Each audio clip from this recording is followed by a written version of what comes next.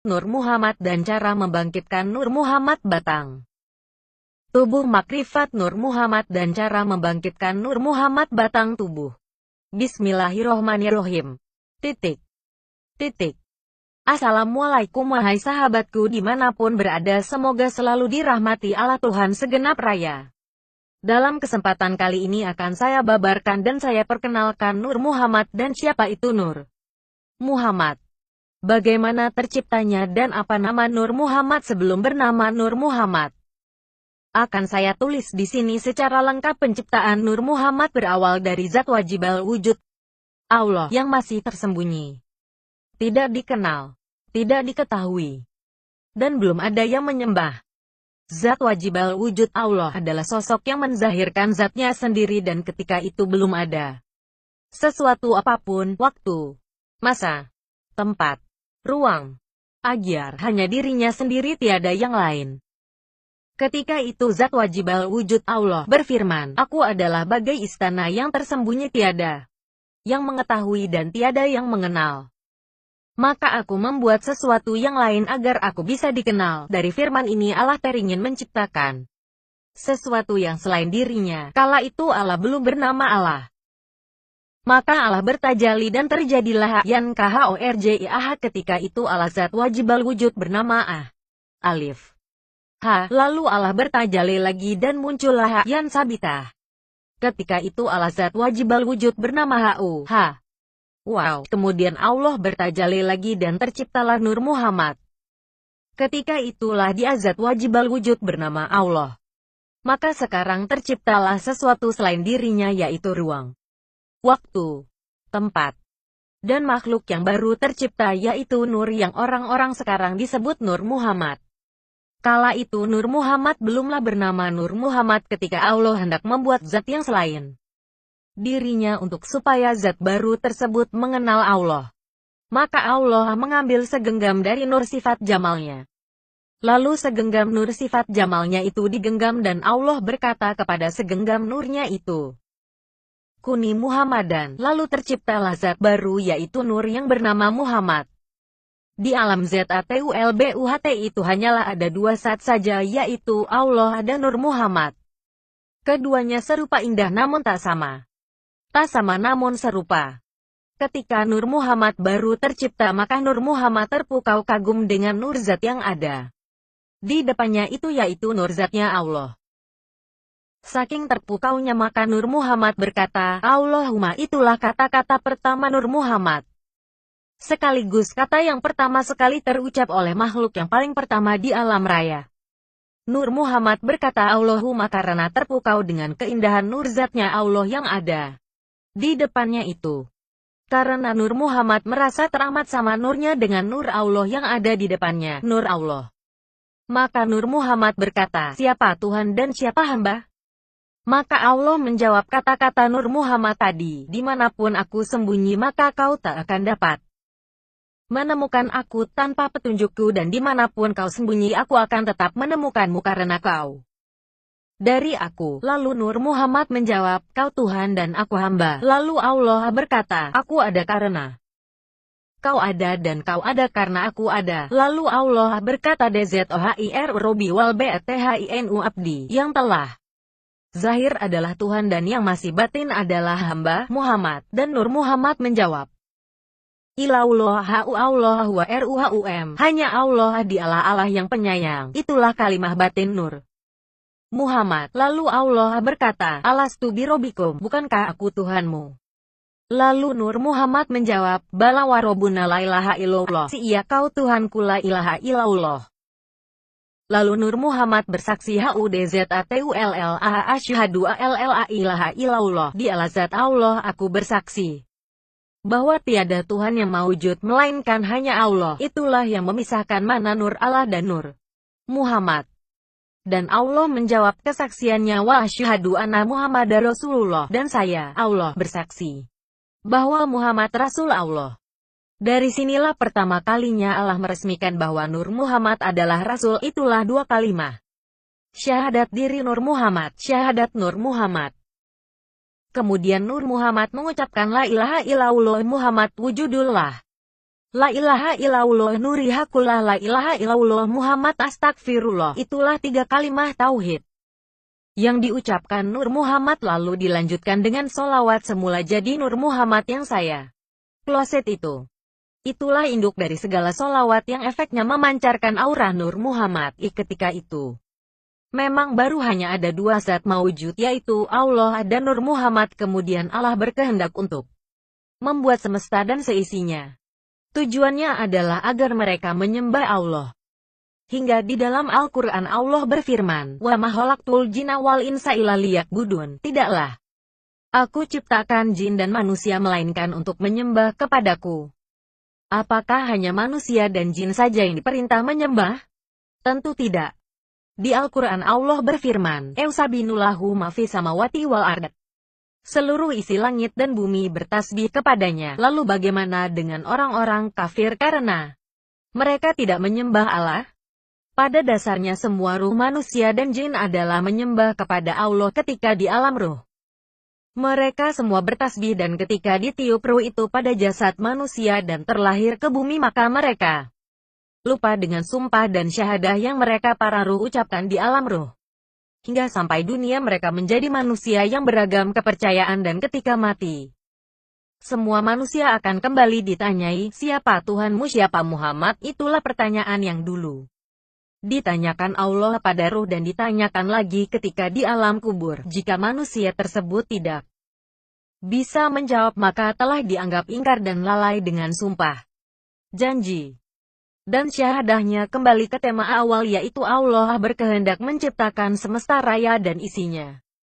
Lalu Allah membuat alam raya dan seisinya dengan sebuah materi berkualitas yaitu Nur Muhammad.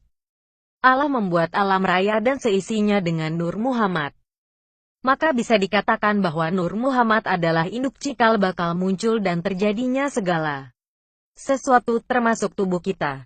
Ketika Allah hendak menciptakan alam raya seisinya dengan Nur Muhammad, Allah membagi Nur Muhammad menjadi 4 bahagian.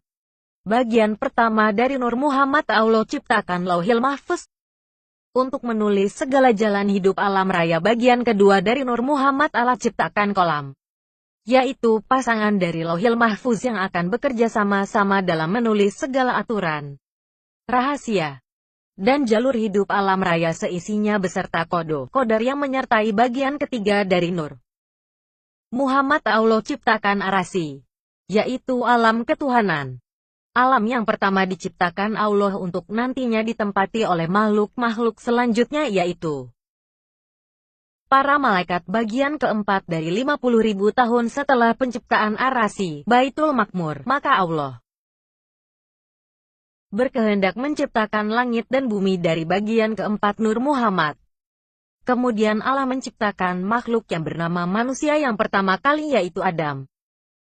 Allah menciptakan Adam dari 7 tanah yang ada di belahan bumi.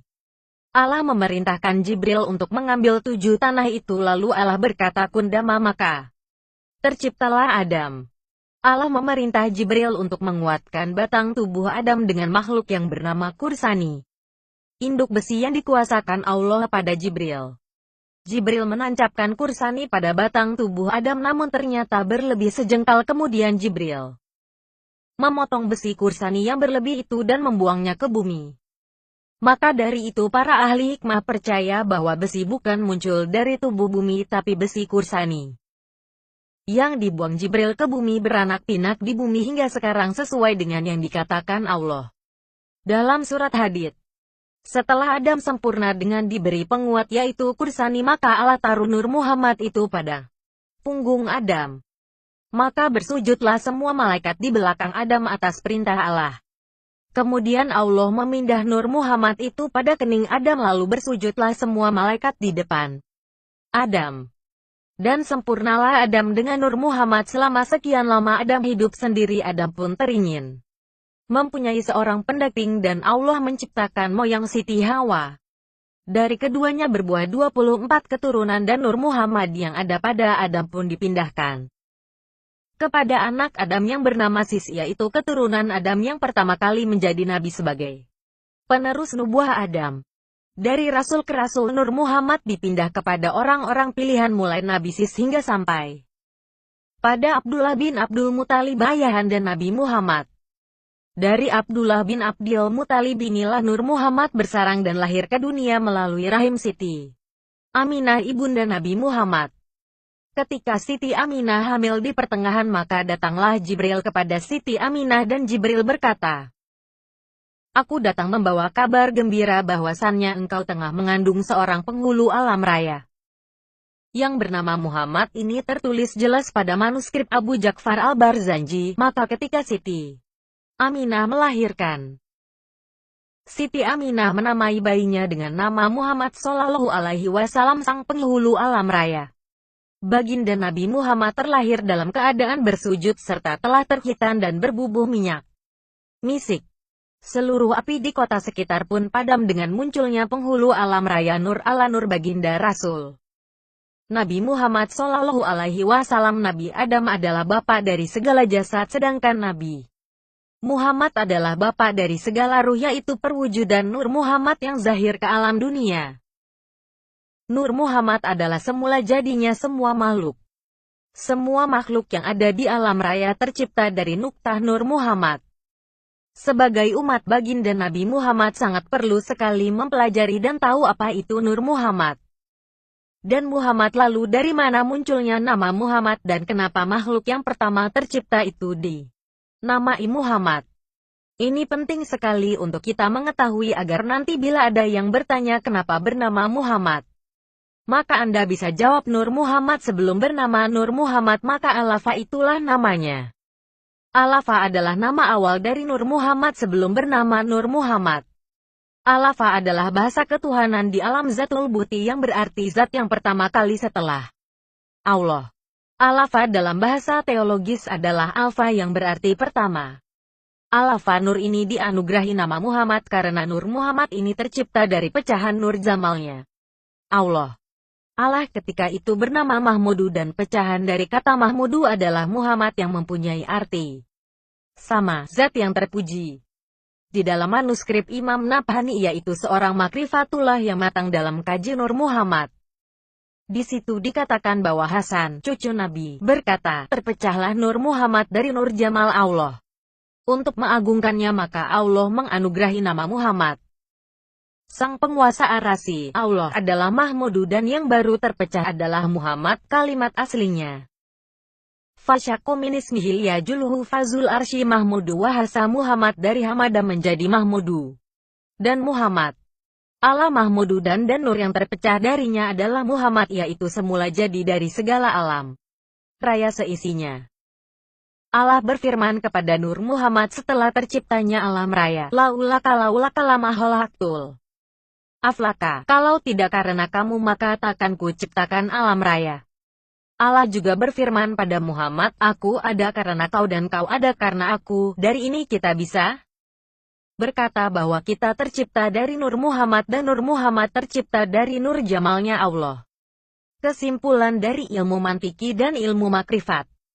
Para ahli makrifat selalu mengajarkan kata lahu wa nafsi ilahu wa Nur Muhammad, tidaklah diriku ini tercipta melainkan karena wujudnya Nur Muhammad, karena cinta kasihnya Allah pada Nur Muhammad. Maka Allah menganugerahinya nama agung yang diambil dari namanya, yaitu Muhammad. Nur Muhammad tercipta langsung dari pancaran Nur Jamalnya Allah dan nama yang disandangnya pun nama yang langsung dari sifat zatnya Allah. Nabi Muhammad bersabda, sesungguhnya Allah mempunyai 100 nama kecuali satu bahasa aslinya. Mi'ata isman ila wahidah, bukan TIS, atau TIS, una isman. Dari sabda Nabi ini menjelaskan bahwa Allah mempunyai 100 nama namun yang satu telah dikecualikan. Karena telah dianugerahkan kepada Nabi Muhammad. Tidak hanya dianugerahi satu nama. Nabi Muhammad juga dianugerahi 201 nama yang dijelaskan banyak para ahli makrifat. Sayyidina Ali karromallahu wajhah berkata, sesungguhnya Nabi Muhammad mempunyai 201 nama. Sesiapa yang membacanya lalu menaruhnya di rumah maka seisi rumah akan selamat dari bencana dunia, selamat dari sihir dan kemiskinan, selamat dari penyakit dan mendapat syafaat. Nuktah Nur Muhammad adalah bahan dasar utama dari alam raya termasuk tubuh kita. Di dalam sesuatu jasad apapun mengandungi nuktah Nur Muhammad. Maka dari itu ketika kita bersolawat sesungguhnya solawat itu akan tercurah pada diri sendiri. Makanya kita selalu diperintah bersolawat atas Muhammad. Bukan untuk kepentingan Nabi Muhammad namun untuk diri sendiri karena kita juga terbuat dari nuktah Nur Muhammad. Nabi Muhammad sudah agung dan mulia sejak alam raya belum tercipta. Sebelum ada yang bersolawat, maka jangan pernah berkata bahwa solawat yang kita baca untuk menambah mulia Nabi. Karena sebelum alam raya ada Nabi Muhammad sudah mulia. Allah berfirman dalam Al-Quran, sesungguhnya Allah dan para malaikat itu bersolawat atas Nabi Muhammad. Maka kalian bersolawatlah dan bersalamlah padanya. Kalau Allah dan para malaikat saja bersolawat, maka kita sebagai umat tentu wajib untuk bersolawat. Nabi Muhammad bersabda, barang siapa bersolawat 100 kali maka Allah akan menunaikan 100 hajat baginya. 70 di akhirat dan 30 di dunia. Itulah penjelasan tentang bersolawat itu untuk kebaikan kita juga. Solawat yang kita baca juga akan tercurah pada kita sendiri. Solawat semula jadi atau solawat Al-Afa adalah solawat yang pertama kali ada di alam raya ketika belum ada siapapun bersolawat. Solawat semula jadi Nur Muhammad adalah solawat yang langsung muncul dari diri Nur Muhammad. Bukan solawat yang dikarang oleh manusia. Bila kita bersolawat hendaknya lebih bagus bila menggunakan solawat Al-Afa, solawat semula. Jadinya Nur Muhammad yaitu solawat yang pertama kali dilantunkan di alam raya. Energi dari solawat ini luar biasa. Bekerja hebat dengan segala energi murni ilahiyah. Sangat kuat untuk memancarkan aura Nur Muhammad pada tubuh si pembaca. Namun tak semua pembaca bisa mendapatkan manfaatnya karena untuk mendapatkan manfaat solawat Al-Afa, Anda harus tahu dua urat Al-Afa sebagai media untuk mengakses energi dahsyat yang ada pada solawat Al-Afa. Efek dari terpancarnya Nur Muhammad pada tubuh sangat bermanfaat untuk kehidupan. Berikut manfaat dari terpancarnya aura Nur Muhammad pada tubuh.